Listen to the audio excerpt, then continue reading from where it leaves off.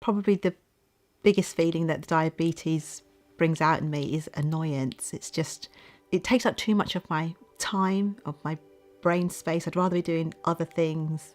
Unless you've got people in your family, I suppose, or a friend who's diabetic, no one really knows what it's like. I don't really feel like it at the moment, but I don't want to wake up with a hypo. Always having to think about what you're eating, what you're doing, where you're going, have you got food for this, have you got an emergency snack, testing my blood, the tablets or the insulin or whatever. That constant thing at the back of your mind.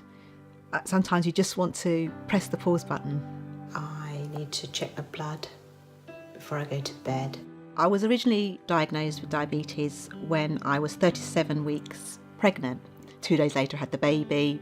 I wasn't diabetic anymore.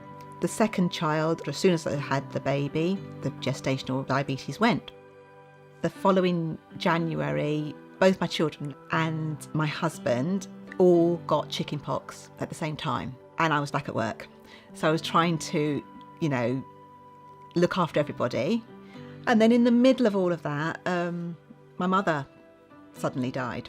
And it wasn't long after that I was tested again, and it turned out it was type 2 diabetes. And that was a really horrible time. I didn't realise it was so life-threatening. I didn't realise it was so serious. I didn't realise how it affected pretty much every bit of your body, or it could do. I suppose it was just much harder than I thought it would be.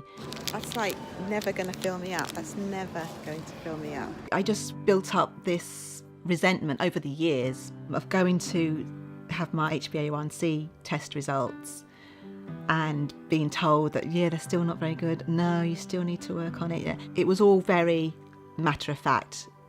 Now I'm not sure whether I'm breathless and my heart's going because I walked up the hill, or I'm having a hypo. Sometimes I just want to cry in frustration because I can do exactly the same thing. Like, I have exactly the same breakfast every day, and one day I'll have a hypo after it and one day I won't. I just became really emotional and started crying when she gave me my test results because they just kept going up, and I was like, oh gosh, when's it ever going to go down? She asked me if I wanted to see the psychologist. I didn't even know there was a psychologist, and I sort of, leapt at it because I thought, anything to help me.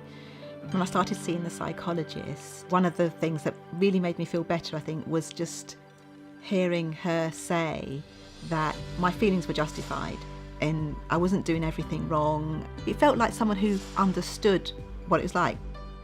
The emotional support's been important because it's made me feel not so isolated. It has made me feel that to stop blaming myself as well. Some things I can't control. I'm still working on it. It's still hard for me. It's still a struggle. But having a sympathetic ear made me feel much, much better.